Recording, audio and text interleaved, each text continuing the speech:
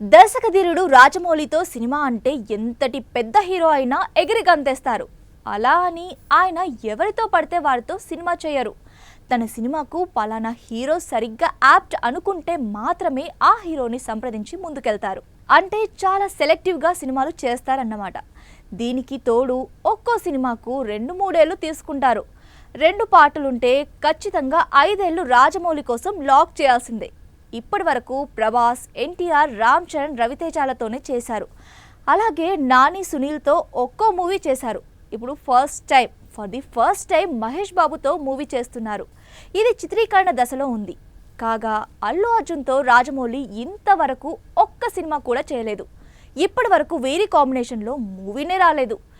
Young హీరోస్లో పెద్ద హీరోలందరితోనూ చేస్తున్న Rajamouli బన్నీతో cinema చేయకపోవడానికి పెద్ద రీజన్ ఉందట.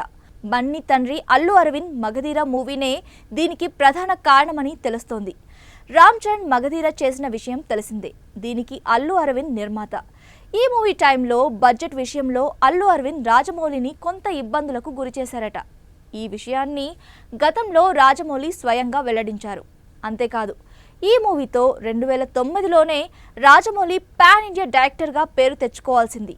రామ్ చరణ్ కూడా ప్రభాస్ కంటే ముందే పాన్ ఇండియా స్టార్ హీరో అయ్యేవాడు. అయితే ఈ సినిమాను ఇతర భాషల్లోకి డబ్ చేసి రిలీజ్ చేయమంటే అల్లు అరవింద్ ససేమేరా అన్నారట. బడ్జెట్ పెరిగిపోతుందని అంగీకరించలేదట. ఈ విషయాన్ని కూడా రాజమౌళి స్వయంగా ఇటీవల ఓ ఇంటర్వ్యూలో చెప్పుకొచ్చారు. పైగా రాజమౌళిని అల్లు అరవింద్ తక్కువ చేసి మాట్లాడాడట. చిరంజీవి కొడుకు కాబట్టి మగధీర బిజినెస్ అయిందని, లేదంటే చాలా కష్టమయ్యేదని జక్కన్నని తక్కువ చేసి మాట్లాడారట. అలాగే ఈ మూవీకి రాజమౌళి ఎక్కువ బడ్జెట్ ఖర్చు పెట్టించారని, అప్పులు చేయాల్సి వచ్చిందని నసపెట్టేవారట. దీంతో హర్ట్ అయిన రాజమౌళి వీరి ఫ్యామిలీకి దూరంగా ఉండాలని నిర్ణయించుకున్నారట. దీని కారణంగానే అల్లు అర్జున్తో రాజమౌళి సినిమా చేయలేదనే పుకారు ఉంది. మరి ఇందులో నిజమెంత అనేది ఇంకా తెలియాల్సి ఉంది. రాజమౌళి నిజంగానే అలా చేశాడా అనేది తెలియాలి.